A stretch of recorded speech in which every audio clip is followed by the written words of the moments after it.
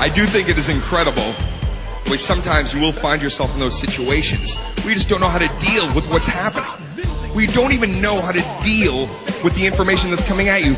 I'll tell you this, okay? Recently something happened, and it's amazing the way sometimes just a little lint ball, a little ball of lint, can turn into a clusterfuck. An entire clusterfuck. And that's not a candy bar, I'll tell you that right now. Milk chocolatey clusterfucks don't exist. Full of peanuts and nougaty what? Alright. Here's what went down, okay? I'm standing beside this guy. This entire thing starts off with a sneeze. A sneeze started this entire situation off, okay? I'm standing next to this guy. I don't know this man. I've never met him before in my life, or in a past life. I can sense this. Standing next to this man, never met him before. He turns towards me, and he sneezes like this. He goes, "Fuh!" He actually did like the robot from '85. Fuh! Yeah, he turns towards me, and he sneezed. And there was no blockage. There was no hand over the mouth. There was no burying the arm. There was no the thing where you try to make somebody run away like you're about to turn into a werewolf. Hey, something's happening to me. Oh, nothing. No, he just cocked and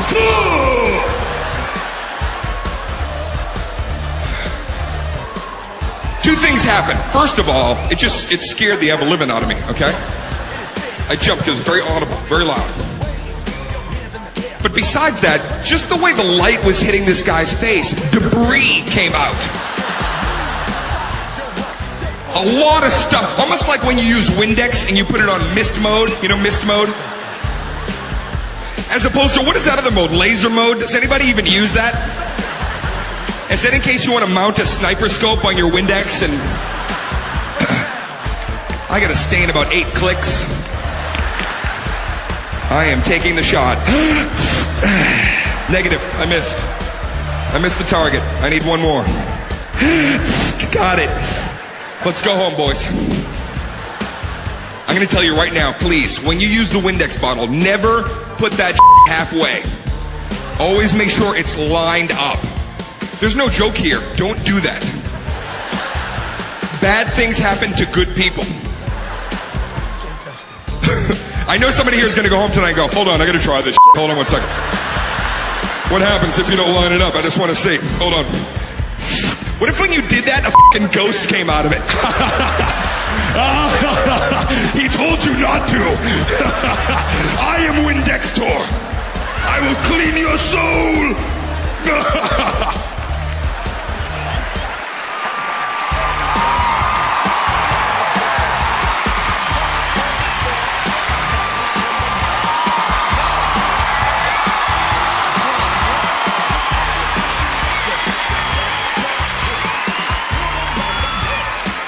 He sneezed. Debris. Movement. Okay, now at this point I'm disgusted and I'm grossed out. Okay, I'm grossed out by it. And at first I think I'm gonna go off on this guy. And then I decided, wait a second, Dane, don't do that. Take the high road, try to be polite. So I turned to him and this is what I said. I looked at him and I went, God bless you. Yeah, I said it like that. I said it like that. God bless you. Which, you know, is God bless you, but it kind of sounded like cover your fucking mouth.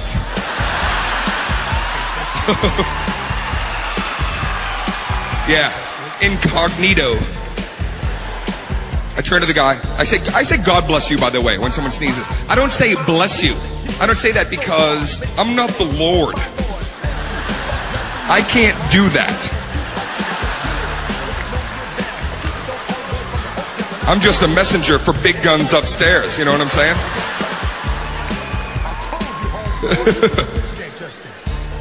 And I never go with Gesundheit. I don't know who even says that. If I say Gesundheit, I feel like I'm honoring Hitler. Like I should be like, Gesundheit! I end up on the History Channel because the guy sneezed. God bless you. This is what the guy comes back with, okay? Here's where it starts to get out of control. guy looks at me and very condescending, he goes, yeah, I'm an atheist. Yeah, what a jerk, right? I'm trying to be polite. I don't know you're an atheist, right? And even if I did, what am I supposed to say when an atheist sneezes? When you die, nothing happens.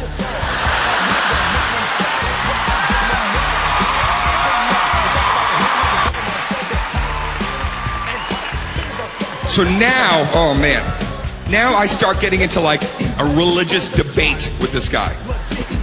And it is awful, okay? He's questioning my beliefs. He goes, well, what about you? What did you grow up? I said, well, I was raised Catholic. And peace be with you. And also with you. Lift up your hearts.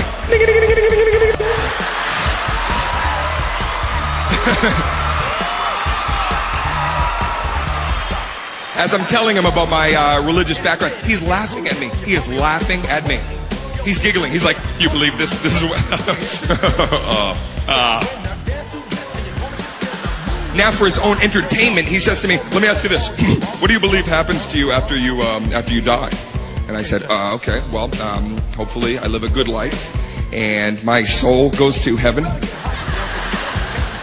And when I get there, all my ancestors will be waiting for me like it's an airport. Hey, what's up? Guess who's dead, sucker? Come here. Come here, float over here. Check this out. I'm telling him this, he's laughing even more. He is so condescending. He's so snarky with his fucking attitude. Yeah, snarky. It's a word. Google that shit. It exists. I'm not kidding. Snarky. Great word. Google magic, my friends. And just in case you're wondering, I do keep my keyboard right at my lips. I know you see this happening. You're like, man, that's awfully close to your face. Oh, I know. That's because for the space bar, I kiss. That saves time. To whom it may concern. And I kiss. Unless it's an aggressive letter, and then I headbutt. I headbutt the space bar. I have a pad on there. How dare you? How dare all of you?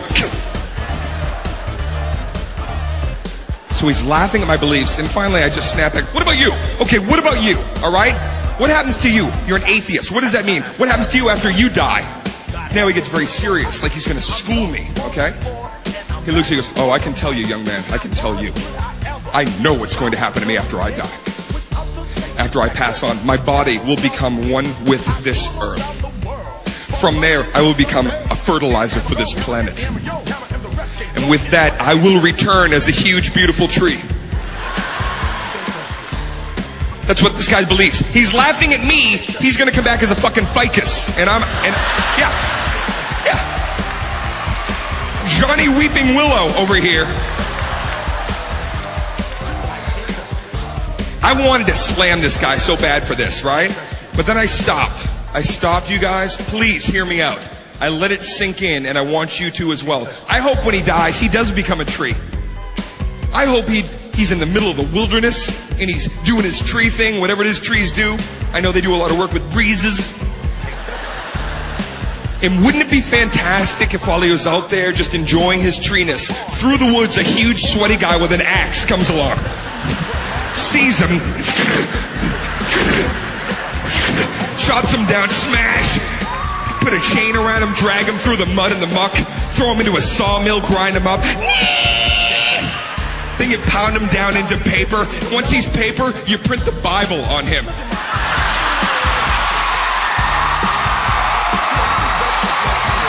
I enjoy talking to you about this because these are stories that you can pass on to your children.